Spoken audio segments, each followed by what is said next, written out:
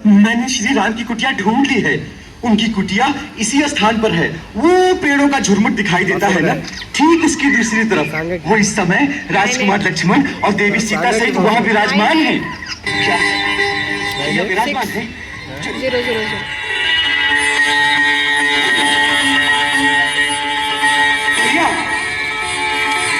भैया मैं आपकी शरण में आ गया हूँ। भैया आपकी शरण में आ गया हूँ। भरत भाई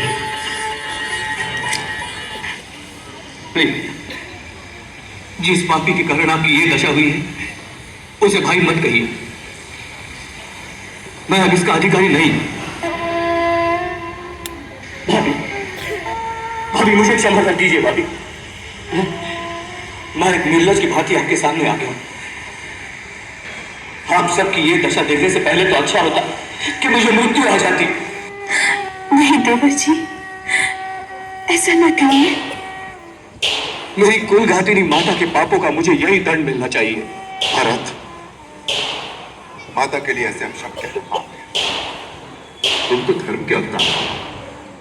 मेरी कैकेयी माता के लिए मैं तुमसे ऐसे शब्दों की अपेक्षा नहीं करता। भैया इस परिस्थिति में मेरी बुद्धि मारी गई है। मेरे सब दोष क्षमा कर दो। मैं अपने पापों का प्रायश्चित करने ही तो आपकी शरण में आया हूं। धीरज से काम लो भरत। महाराज जनक, जैसा आपको विदित हो चुका है, अयोध्या का राज परिवार इस समय एक धर्म संकट में फंस गया है। एक ओर राम की मर्यादा है और दूसरी ओर भरत का प्रेम। इन दोनों में जीत किसकी हो? हे धर्मपिता, अब मैं आपके भरोसे पर हूं। आप एक पिता की भांति मुझे अधर्म से बचाएंगे। निष्पक्ष भाव से आप मेरे हृदय के प्रेम को जानकर मेरा न्याय करेंगे। मैंने श्रीराम भैया के राज्याभिषेक की पूरी सामग्री आपके सामने रख दी है। यदि न्याय मेरे पक्ष में है तो इसी समय सबके सामने श्रीराम भैया का राज्याभिषेक किया जाए। यही अपेक्षा लेकर मैं अपने आप को आपकी आज्ञा के अधीन करता। एक ओर धर्म और मर्यादा की सीमा है तो दूसरी ओर प्यार और ममता की परिसीमा।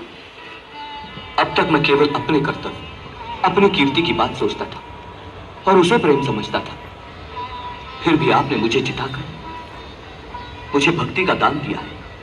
भैया आज्ञा दो, मुझे क्या करना है?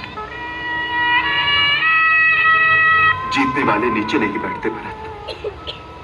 मेरे भाई, आज राम तुम्हारे प्रेम के सामने हार गया। तो राज्य तुम मुझे देने आए हो, मैं उसे स्वीकार करता हूं, परंतु पिताश्री का वचन भी झूठा न हो। इसलिए मेरी तुमसे एक प्रार्थना है। 14 वर्ष तक मेरे स्थान पर तुम उस राज्यभार को संभालो। परंतु भैया मैं तो अबोध बालक हूं, मुझसे राज का शासन नहीं किया जाएगा। गुरुदेव, आर्य सुमंत और अन्य मंत्रीगण उसमें तुम्हारी सहायता करेंगे और 14 वर्ष बाद आकर मैं अपना राज्य तुमसे ले लूंगा। बड़े निर्मोही हो भैया। प्रेम का कोई मोल नहीं आपका। प्रेम किया है तो बिन मोल बिक जाओ। अच्छा तो बिक जाता हूं। शायद 14 वर्ष का बिछोही मेरे पापों का प्रायश्चित कर दे। परंतु एक बात याद रखना भैया, 14 वर्ष के बाद यदि आपने आने में एक दिन की भी देरी की तो इन चरणों की कसम खाकर कहता हूं, आप अपने भरत की चिता जल्दी देखेंगे। नहीं भरत नहीं। भैया मैं तुझे वचन देता हूं, मेरे आने में एक दिन की भी देरी नहीं होगी। भैया कुछ मांगू तो दोगे? पगले, तू मेरे प्राण मांग ले तो इसी क्षण दे दूंगा। बोल क्या चाहिए तुझे? मुझे अपनी चरण पादुका दे दो। चरण पादुका? हाँ भैया, आपका राज्य तो आपके सेवक के पास आपकी धरोहर के रूप में होगा। जब आप नहीं होंगे तो सिंहासन पर कौन बैठेगा? मैं आपकी पादुकाओं को आपका राज चिन्ह बनाकर सिंहासन पर रख दूंगा और नित्य प्रति उनका आशीर्वाद लेकर ही आपका राज कार्य करूंगा। भैया एक बार अपने चरण इन पर रख दीजिए।